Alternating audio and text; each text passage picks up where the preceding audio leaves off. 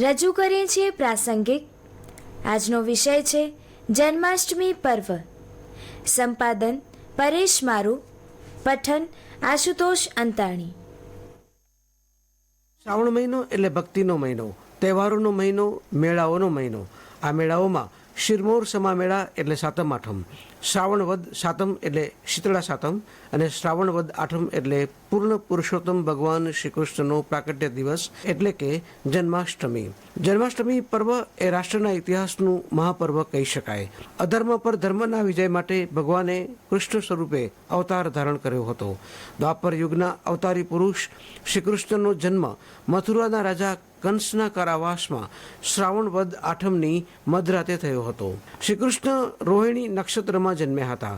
રોહિણી નક્ષત્ર એ વર્ષા ઋતુનું સર્વશ્રેષ્ઠ સમય સૂચવે છે. જન્માષ્ટમી સાથે સંકળાયેલા બધા જ શબ્દો રૂપકાત્મક છે.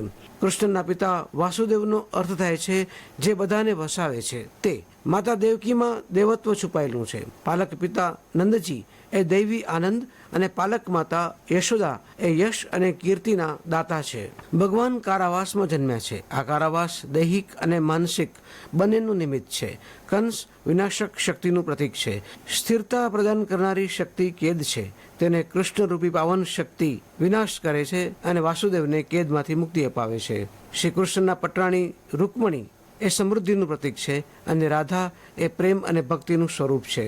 શ્રી કૃષ્ણની વેણુ એ સાક્ષાત નાદ બ્રહ્મ છે. કદમનું વૃક્ષ એ બ્રહ્માંડનું સ્વરૂપ છે. યમુના સતત વહેતી જીવન ઉર્જા છે. વૃંદાવન એટલે સમસ્ત માનવ જાત.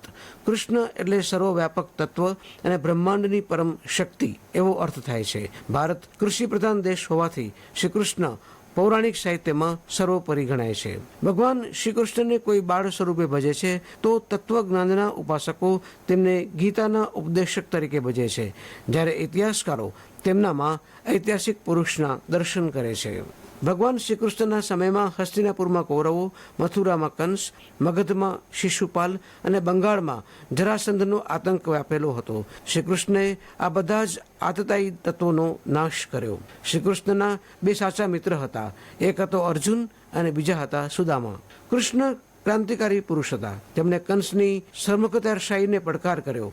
ગોવર્ધન પર્વતને ઊંચકીને ઇન્દ્રની સામે બળવો કર્યો અને ગીતા દ્વારા નિષ્કામ કર્મનો ઉપદેશ આપ્યો હતો. શ્રી કૃષ્ણ જન્મને આપણે વર્ષોથી એટલા જ ઉત્સાહ અને ઉલ્લાસથી ઉજવતા આવ્યા છીએ.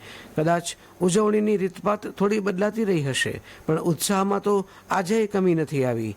કૃષ્ણ જન્મ સાથે મટકી, શોભાયાત્રા અને મેળાઓ અભિન્ન અંગની જેમ જોડાઈ ગયા છે. એમાં પણ શ્રી કૃષ્ણએ મિત્રતા માટે, શાસન માટે અને દેહત્યાગ માટે જે ભૂમિને પસંદ કરી હતી તે સૌરાષ્ટ્રમાં જન્માષ્ટમીની ઉજવણી આખા ગુજરાતમાં સૌથી અનેરી થાય છે.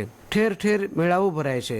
દ્વારકા, પોરબંદર, ડાકોર અને ભાલકા તીર્થ સોમનાથ ઉપરાંત રાજકોટ અને કચ્છ જિલ્લામાં પણ જન્માષ્ટમી નિમિત્તે મોટા લોકમેળાઓનું આયોજન થાય છે. પૂર્ણ પુરુષોત્તમ ભગવાન શ્રી કૃષ્ણને જન્માષ્ટમી પર્વ નિમિત્તે કોટી કોટી વંદન.